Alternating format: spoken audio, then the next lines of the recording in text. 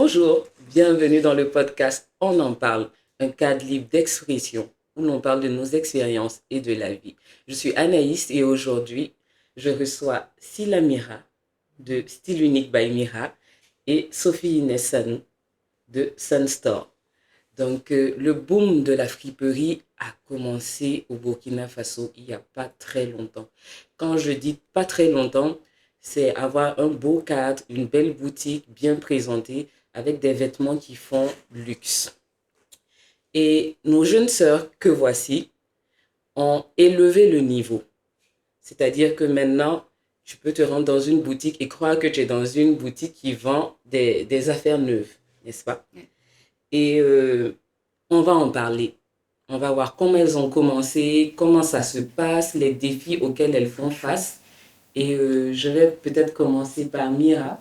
Comment l'aventure de la vente de la friperie a commencé pour toi? Je me présente, Sila Naminata, PDG de la boutique Style Unique by Mira. À vrai dire, la vente de friperie a commencé il y a longtemps. Je vendais à la maison, je faisais des ventes en ligne, je faisais des livraisons. Un peu, j'ai eu l'amour de la vente de la friperie. Et là, j'ai commencé maintenant par une boutique au château de Catria. Okay. Voilà, chose qui n'était pas vraiment facile. Il faut avoir l'amour de tout ce qu'on fait pour... Donc, c'était pas simple. C'était vraiment pas simple. C'était vraiment pas simple. Comme on le dit, tout début est difficile. Voilà, beaucoup m'ont connu, je vendais à la maison, je faisais des livraisons, voilà, un peu. Donc, en fait, tu faisais un peu tout toi-même. À l'époque, les ventes en ligne n'étaient pas trop comme aujourd'hui. On n'avait pas peut-être les statuts WhatsApp, il n'y avait pas TikTok. C'était seulement que Facebook. Et j'étais seulement que dans 3 groupes de Facebook où je publiais mes articles. Parce que quand tu veux vendre d'abord en ligne, il faut avoir beaucoup de contacts. Et au début, j'avais pas de contact. Voilà. J'avais pas de contact. Je publiais dans le groupe Facebook et un peu. J'avais pas de livreur. En ce moment aussi, il n'y avait pas les histoires de livraison. Donc, en fait, tu faisais tout toi-même. Voilà, tout moi-même. Donc, tout était difficile. Voilà, c'était difficile. Je prenais des commandes, je faisais des livraisons moi-même. Et les clientes aussi passaient à la maison. En ce moment, voilà. Bon, ça n'a pas été facile. Okay. Ça n'a vraiment pas été facile. Et pour toi, Sophie, comment tu es arrivée, comment tu es rentrée dans cette aventure, la vente de la friperie? Bon, de base, déjà, j'ai toujours aimé la friperie. Bon, je viens de Bourreau. Ok. La plupart de ceux qui viennent de Bourreau aiment beaucoup la friperie. Dans les week-ends, j'avais l'habitude avec une de mes amies aller faire les tris personnellement pour nous-mêmes et tout. Et après, quand je suis venue à Ouaga dans le domaine de mon boulot, parce que je ne suis pas venue en tant que vendeuse, commerçante, voilà. Okay. Je suis venue pour un boulot, j'étais agent d'escale à l'aéroport. Okay. Et après, j'ai essayé de combiner. Voilà. J'ai commencé, je vendais un peu plus même à la maison. J'étais vers la zone 1, je vendais un peu plus à la maison. Et à 2018, 2019, et c'est en 2020 que j'ai officiellement ouvert une boutique vers la pharmacie du musée. Et après, j'ai changé, je suis partie vers Ampo et maintenant je suis à Wentenga. Et pour toi aussi, les débuts ont été difficiles comme pour Mira? De base, quand moi j'ai commencé déjà, par rapport à mon boulot, j'avais un peu plus de contact avec des gens. Okay. Donc c'était plus facile pour moi de poster. Donc je postais le jour où je ne travaillais pas, je postais, j'étais à la maison et les gens passaient. Pour les livraisons, j'avais mon petit frère qui m'aidait. Donc lui, il faisait les livraisons. Puisque déjà, combiner le commerce, le boulot, c'est pas facile. Et déjà, pour faire les tris, vraiment, il faut que ça soit toi-même. Ouais. Parce qu'une personne peut faire les tris pour toi, mais est-ce que tu vas aimer? Parce que déjà, je me dis que si on vend et puis les gens aiment payer, c'est grâce à notre flair, en fait. Parce qu'on fait les tris, on a nous-mêmes du goût, d'abord. Parce qu'il faut avoir du Parce que c'est goût. très important. Voilà, Il faut avoir du goût pour pouvoir voilà. agencer les choses. Merci. Faire Donc, ça c'est de le- manière, voilà. Donc, Ok. les jours où je ne travaillais pas, les week-ends comme ça, je faisais un petit voyage où je prenais, je revenais, je vendais et puis voilà. D'accord. Comme Ok. ça commence. Bah, ça me pose m'amène à la deuxième question, qui est pourquoi vous avez choisi de vendre des articles féminins? Parce que dans la friperie, comme on l'appelle Yugu Yugu, il y a, il y a pour les enfants, il y a pour les hommes, il y a des chaussures, je sais pas, il y a un tas d'articles qu'on peut vendre. Pourquoi vous êtes-vous spécialisé dans la vente de friperie féminine? Moi, personnellement, j'ai choisi la vente des articles féminins parce que je me dis la femme s'habille beaucoup. Ok, La femme adore les habits. ok. Donc, je me dis, en essayant de vendre des articles de femmes, ça va plus vite sortir D'accord. par rapport aux autres articles. Ok. C'est pareil pour toi ou toi tu as eu... Moi, je me sens beaucoup plus à l'aise là-dedans que Trop. Déjà, je me sens beaucoup plus dans les vêtements. D'accord. Les chaussures, je ne les fais pas trop. Les sacs, je ne les fais pas trop. Je me sens plus... Tu te retrouves Voilà. dans les, Plus dans dans- les, voilà. dans les habits. Effectivement. D'accord. Pour commencer ce métier, il faut avoir aussi peut-être un bon fournisseur. Oui. Quelle expérience toi tu as eu avec le premier fournisseur avec lequel tu as travaillé? Parce qu'on dit que pour que ça prenne, il faut avoir confiance l'un en l'autre, Effectivement. il faut que les choses roulent. Et toi, ton expérience avec ton fournisseur, t'es-tu déjà fait arnaquer ou franchement, ça glissait comme... Bon, de base, la première personne avec qui moi j'ai travaillé, c'est quelqu'un avec qui je payais déjà des habits. Ok, Voilà. Donc, c'est ce lui n'était qui pas un est... inconnu. Non. C'est lui vraiment qui a été vraiment mon premier fournisseur. D'accord. C'est vrai que je ne gagnais pas trop tout ce que je voulais avec lui, mais j'avais un peu. Et après, quand j'ai décidé de vraiment de me focaliser sur mon business, je voyageais et je cherchais moi-même mes propres fournisseurs. Je partais sur place. Des fois, je pars, ce n'est pas mes fournisseurs, mais je triais un peu. Quand je vois des trucs qui me plaisent, je triais un peu.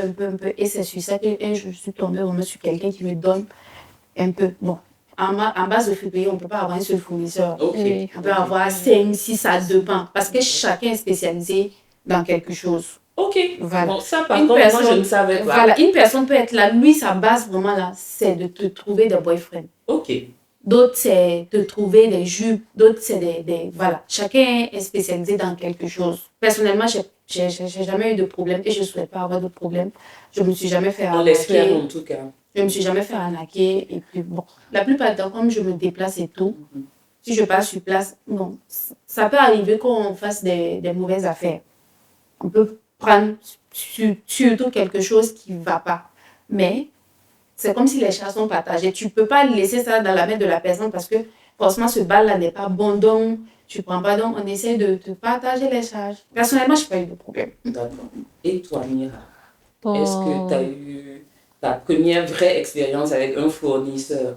Et puis, il faut noter que vous voyagez. je voyage beaucoup. Vous voyagez beaucoup. et c'est peut-être pas des pays auxquels vous êtes habitués, c'est toute une autre culture, c'est toute une autre manière de Oui. fonctionner. Déjà, vous n'avez pas peur même de partir comme ça, étant des femmes seules, sans connaître vraiment C'est le territoire. pas Comment ça se facile. C'est vraiment pas facile. Moi, bon, de base, je ne vends pas, je ne prends pas des balles. D'accord. Voilà, je ne prends pas des balles, je ne travaille pas avec des balles. Ok. Voilà, je travaille uniquement avec des premiers choix. Des premiers choix, c'est lui veut dire que quand le fournisseur, il casse comme ça les balles, les hyper choix, c'est avec ça, moi, je travaille. Donc, du coup, je suis obligée. Et c'est un peu plus cher. Oui, c'est encore plus cher. Oui, c'est encore plus cher. Les gens pensent que comme c'est friperie, on voyage, bon, tout le monde se dit peut-être à Lomé et à côté. Tu pars, tu ramasses tes trucs à 1000 francs, 200, 300 dans le marché. Franchement. Dans le marché de Djanaoué, et tu viens les vendre à 5000 francs. On a beaucoup ce problème en fait.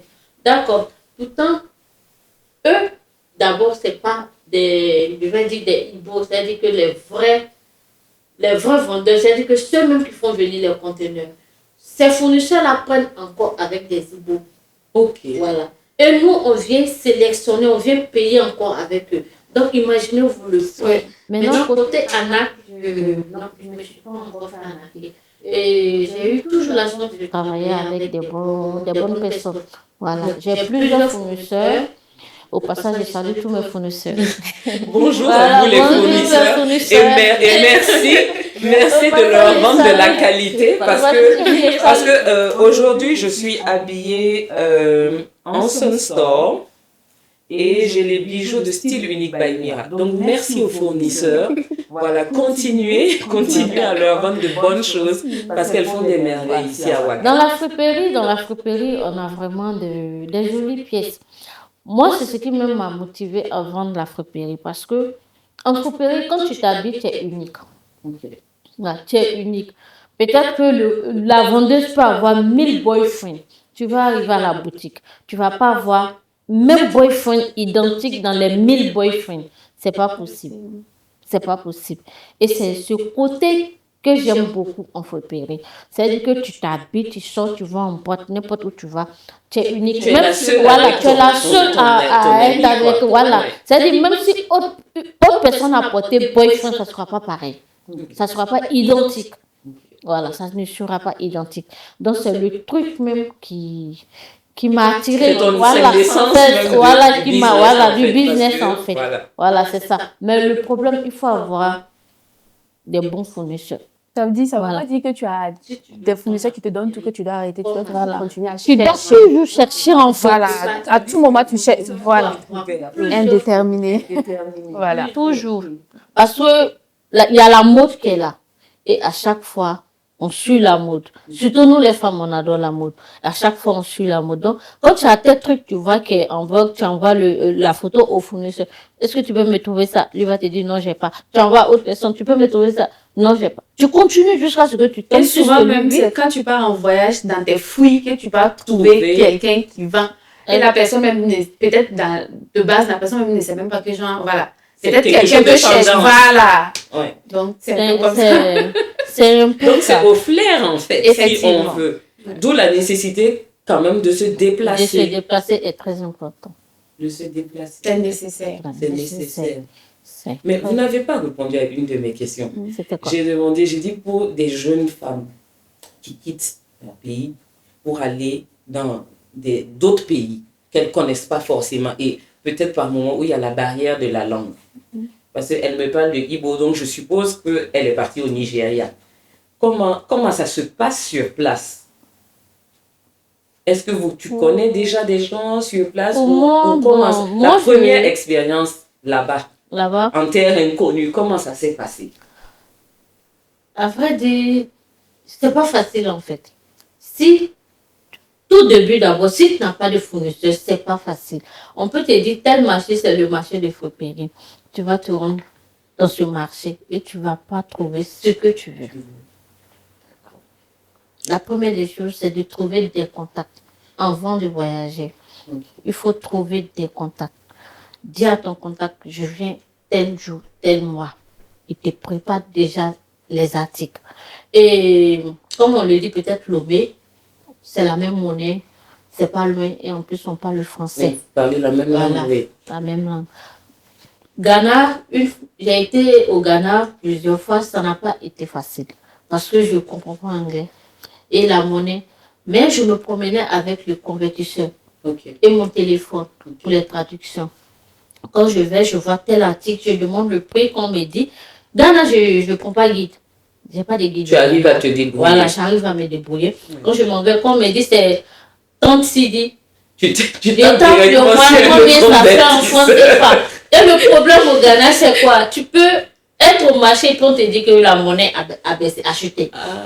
C'est vrai qu'eux, ils ont cette c'est ça. fluctuation de la modèle. Monnaie a chuté. Ouais. Ou soit tu es là pour dire la monnaie a augmenté. Donc à tout moment, tu es là, c'est bizarre. C'est-à-dire que le coût des articles augmente. Ce que tu avais pris, que tu avais... Peut-être ce que j'avais pris il y a 1000 francs. Tu prends de l'allemand 2000, 3000. 3000, c'est vraiment... Il me dit, mais c'est quel pays ça? Il me dit, mais c'est quel pays ça? Avant, monnaie, moi, tu es au marché. Tout le matin, j'ai regardé, monnaie, c'était tant. À 10 ans, on me dit, monnaie, aïe! Donc, du coup, c'est vraiment... Ça n'a pas vraiment été facile. Bon, au Bénin, j'ai été au Bénin parce qu'il y a un marché de friperie aussi au Bénin. Et je vous ai dit qu'il faut avoir le contact. Je n'avais pas de contact au Bénin. Je me suis promenée dans le marché. Toute seule. Voilà, toute seule. Et on m'a montré des vendeurs de friperie. J'ai vu vraiment... Les articles que j'ai vus, ça ne m'a pas plu. Voilà. Mais en me promenant, j'ai vu des trucs, mon plus 1, 2, 2, 3, 3. J'ai fait Histoire de ne pas revenir J'ai sans fait rien. le colis venir. Sur les réseaux sociaux, on vend des vendeurs de friperie au Bénin. Mais le problème, c'est que le Bénin, excusez-moi du terme, mais il y a beaucoup d'arnaques. Ok. Voilà, il y a beaucoup d'arnaques.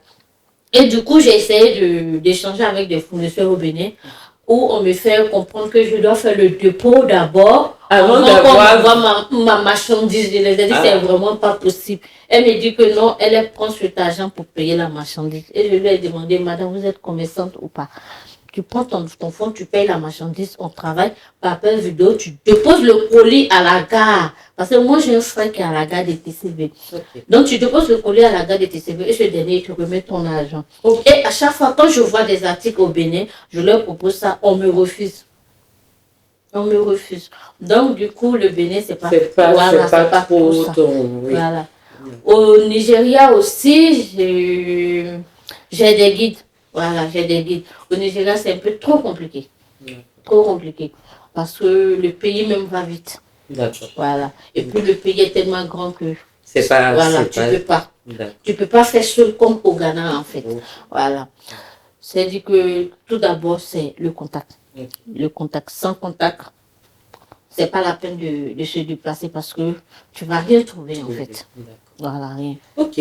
Bah, ça me répond à ma question qui était de savoir, est-ce que vous pouvez franchement voyager comme ça?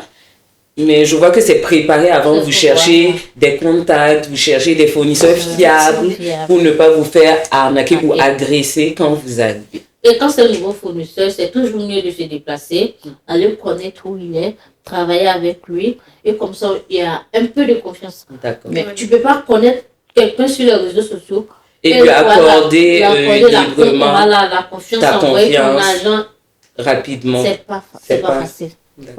On retient en tout cas que ce n'est pas simple, le commerce de friperie de luxe, mais on tient franchement à vous encourager parce que ce que vous faites est bien. Ce que vous faites est bien et ça donne l'espoir aux plus jeunes de se lancer dans ce commerce. On revient tout à l'heure après la page.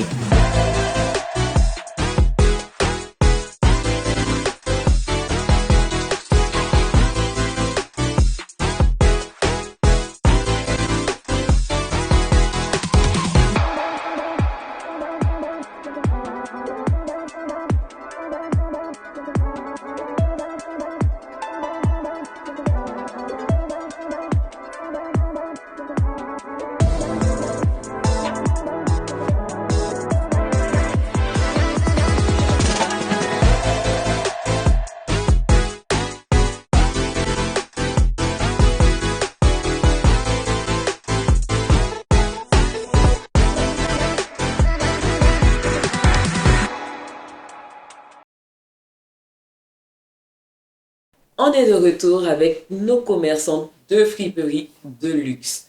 Moi, j'ai une question. Et je sais que beaucoup de gens se la posent. Parce qu'on commence d'un petit local, on est dans une expansion, on est dans une grande boutique climatisée et tout. Donc, la question, si ce n'est pas indiscret, quel est votre chiffre d'affaires annuel? Parce que c'est important qu'on sache. Voilà. J'ai commencé, mon premier voyage à Lomé, j'ai commencé avec un chiffre d'affaires de 500 000.